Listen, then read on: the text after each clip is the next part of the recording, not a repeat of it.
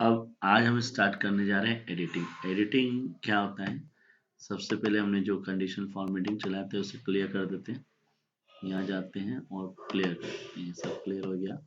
अब हम स्टार्ट करते हैं एडिटिंग कैसे की जाती है। एडिटिंग करने के लिए हमें सबसे पहले जैसे फॉर एग्जांपल मान लीजिए कि यहाँ ये करंट असेट्स है हमारी, हमें इसकी टोटल लगाना है। तो यहाँ पर जाएंगे ऑटो सम और ऑटो सम पे जाके एंटर कर देंगे तो ये इसकी टोटल लगेगा।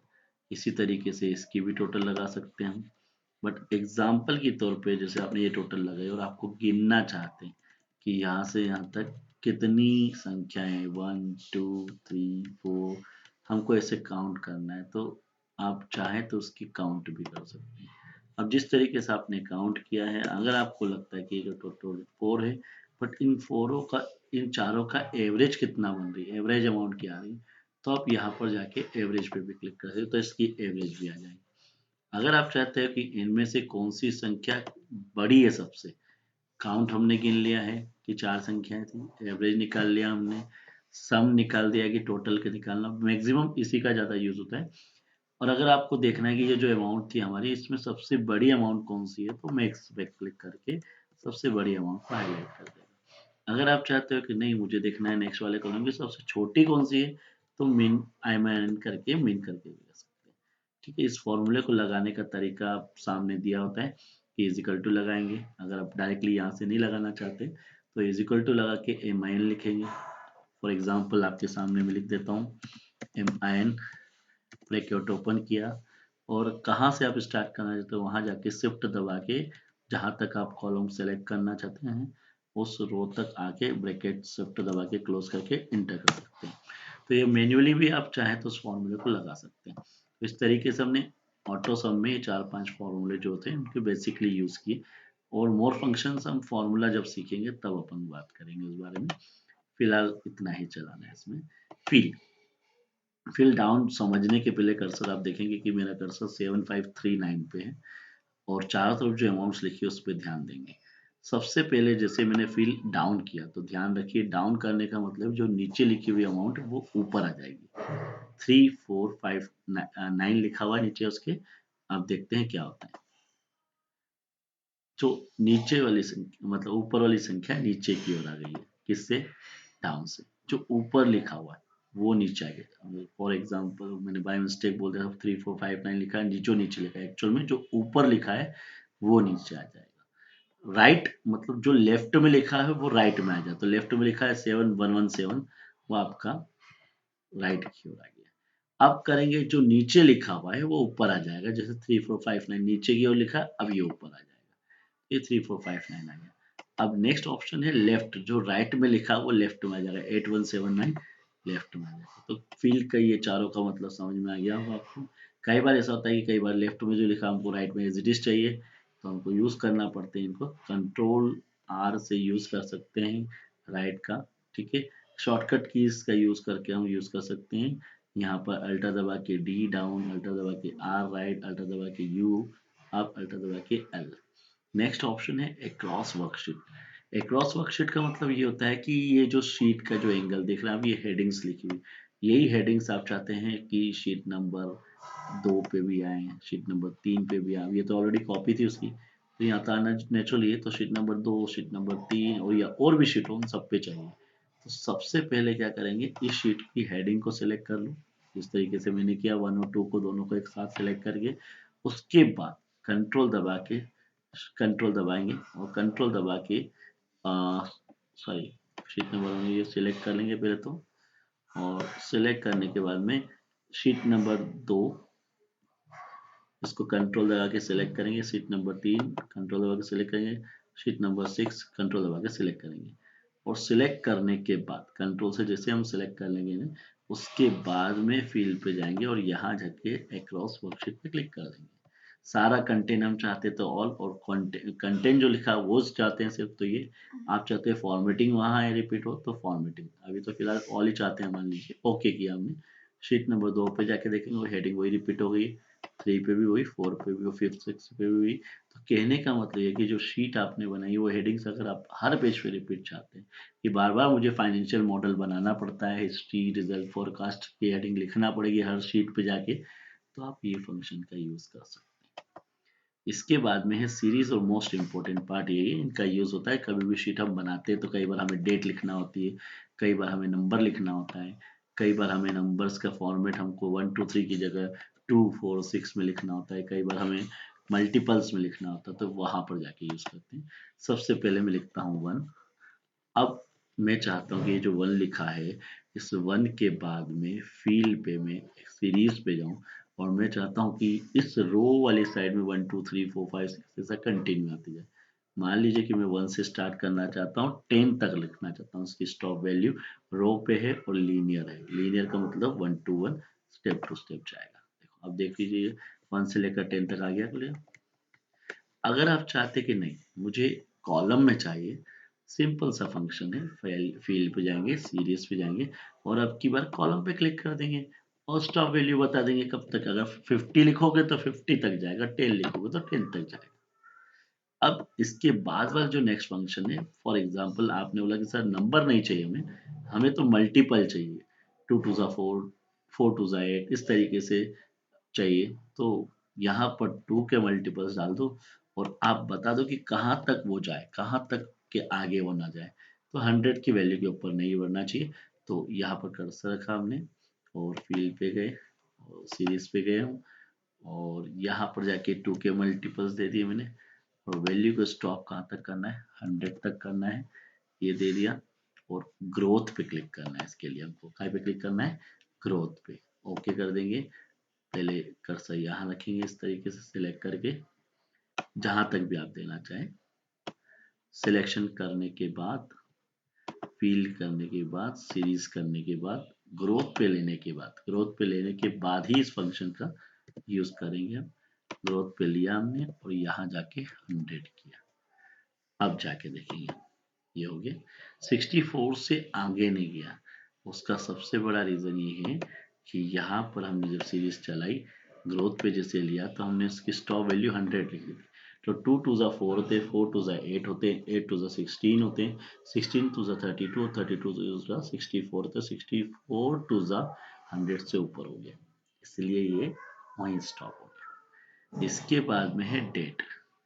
अगर आप मान लीजिए कुछ डेट लिख रहे हैं शीट बनाते समय, कि सबकी एंट्री करना चाहते हैं किसी भी डाटा की, और उसमें ऐसा होता है कि आपको दिया गया कि आपको ये डेट आपने लिखी है और डेट को आपने एंटर कर दिया, तो डेट में जैसे आपने डेट डाली यहाँ पर, अगर आप चाहते हैं इसका कुछ फॉर्मेट डालना चाहते हो तो लॉन्ग डेट या किसी का भी जो फॉर्मूला डालना चाहते हो वो फॉर्मूला डाल सकते हो।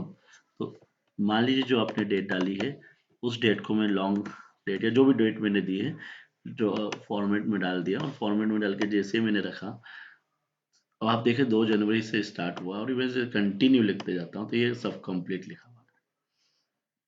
ये उस कंडीशन में शीट का यूज करते हैं जब मान लीजिए मुझे रोज कुछ एंट्रीज करना हो कि 1 तारीख को हमारे पास इतना माल आया, 2 तारीख को हमारे पास इतना माल आया, 3 तारीख को इतना आया, 4 तारीख को इतना आया।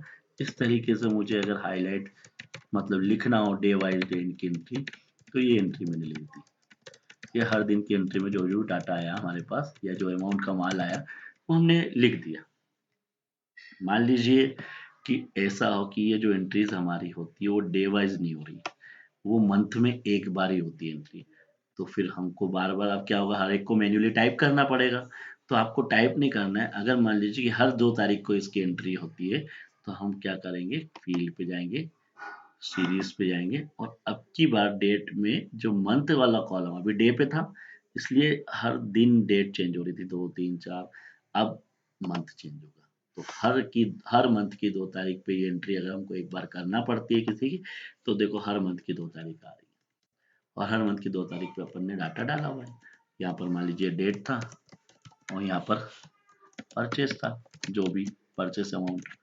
तो इस तरीके से हमने क्लियर कर दिया कि हमको उसकी जरूरत कब पड़ेगी, कब यूज करेंगे। मान लीजिए आपको लगा कि ऐसा नहीं होता है हमारे वहाँ तो जो एंट्रीज होती है वो एंट्री होती है सीरीज पे जाएंगे और सीरीज पे जाने के बाद में यहाँ गए और हमारे वहाँ जो एंट्री होती है एक्चुअल में ईयरली होती है, मतलब साल में एक बार ही होती है। तो हर 2 जनवरी को आपकी एंट्रीज दिखा देगा, देख सकते हो 2 जनवरी के आगे नहीं जा रहा है, ईयर चेंज हो रहा है। तो अगर ईयर चेंज हो तो हमें सीरीज पे जाके ईयर पे क्लिक करना है, मंथ चेंज हो तो मंथ पे, डेज चेंज हो तो डेज पे। और आपके ऐसा हो कि आपकी एंट्रीज तो होती है बस सैटरडे संडे ऑफ रहता है, डेली एंट्री होती है सैटरडे संडे को छोड़ के। तो आप सैटरडे संडे को छोड़ के वीकडेज को सिलेक्ट कर ले तो सैटरडे संडे छोड़ के सारी डेट कंटिन्यू आ जाएगी। तो इस तरीके से सबसे मेन यूज होता है डेट का इसमें सीरीज बनाते समय। फिर है ऑटोफिल। ऑटोफिल में होता है कि अगर आपने कुछ भी सीरीज बनाई जैसे 1 2 3 लिखा है या कुछ भी सीरीज बना रहे हैं और आपको लगा कि सही हमने सीरीज तो बना ली, बट हम चाहते हैं कि ये जो सीरीज हमने बनाई है एक्चुअल में यहाँ पर 1 2 सिर्फ इतना लिखा हमने, और जहां तक हम लेके जाएंगे वहां तक हम उसको सेलेक्ट करने के बाद में फील्ड पे जाएंगे, सीरीज पे जाएंगे और यहाँ जाके ऑटो फिल कर देंगे। ऑटो फिल जैसे करेंगे तो ऑटोमेटिकली वो उतनी नंबर्स वहां तक का सिलेक्ट किया तो आ जाएगा। तो इस तरीके से हमने फील्ड के अंदर सीरीज के अंदर ऑटो फिल चला लिया। ट्रेंड से क्या होता है ये आपको चला के देखना है, ये आप ही को बताना है। इसके बाद में नेक्स्ट ऑप्शन से फील्ड के अंदर हो गया ऑटो सेम, हो गया क्लियर।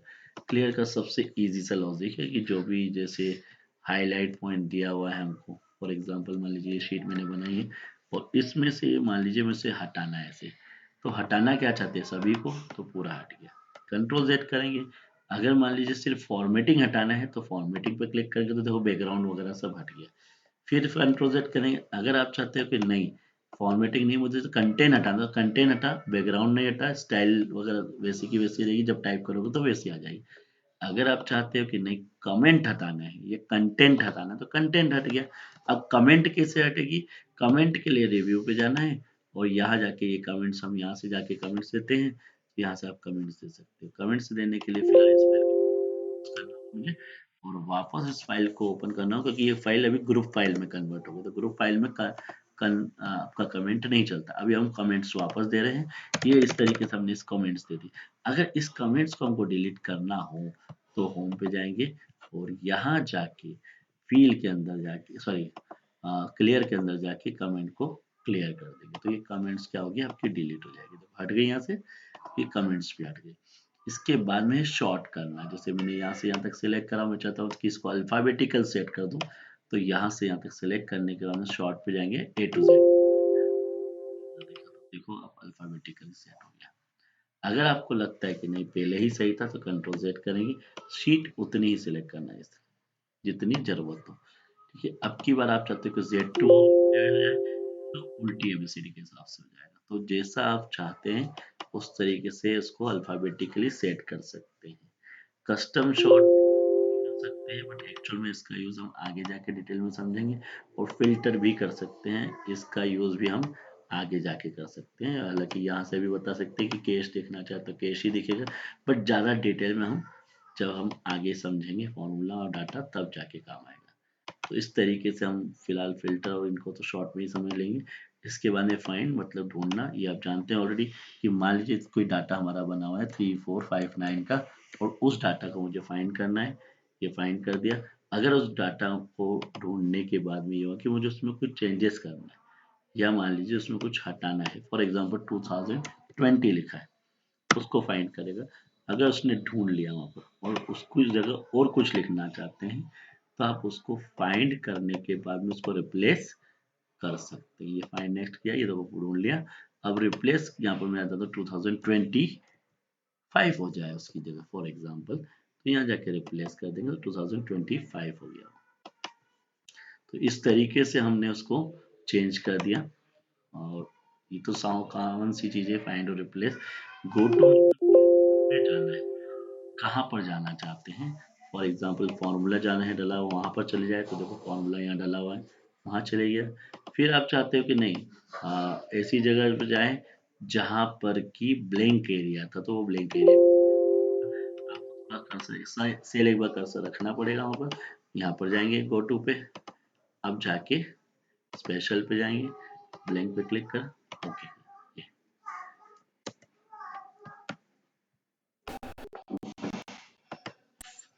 तो इस तरीके से ब्लैंक सेल को भी सिलेक्ट कर लिया।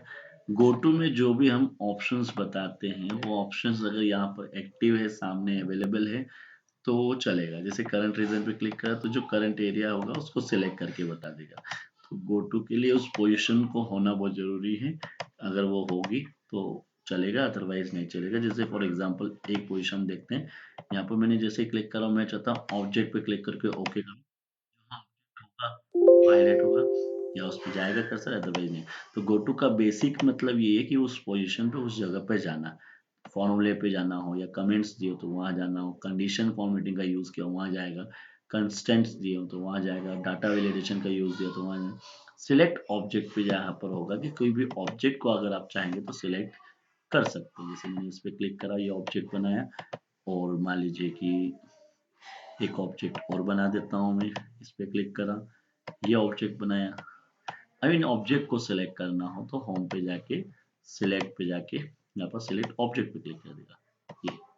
अब मैं टेक्स्ट सिलेक्ट करूंगा नहीं होगा, जैसे माइक्रोसॉफ्ट वर्ड में भी सीखा था हमने, अगर ऑब्जेक्ट पे क्लिक करा तो ऑब्जेक्ट ही सिलेक्ट होगा, अगर मैंने ऑब्जेक्ट हटाया तो ऑब्जेक्ट और जो टेक्स्ट है या जो हमारा कंटेंट है वो भी सिलेक्ट होगा। इस तरीके से अगर सिलेक्ट पेन पे क्लिक करेंगे तो जैसे मैंने यहाँ पर क्लिक किया तो इसको छुपा देगा, वापस ले आएगा, छुपा देगा, वापस ले आएगा, सभी को छुपा देगा, सभी को वापस ले आएगा। आगे पीछे ऑर्डर में सेट कर सकते हैं, इसको ऊपर नीचे सेट कर सकते हैं इस तरीके से। तो इस तरीके से ये ऑब्जेक्ट भी हमारा क्लियर होगा और हमारा होम का थर्ड पार्ट एडिटिंग भी क्लियर होगा। नेक्स्ट पार्ट हम समझेंगे क्लिपबोर्ड। नेक्स्ट है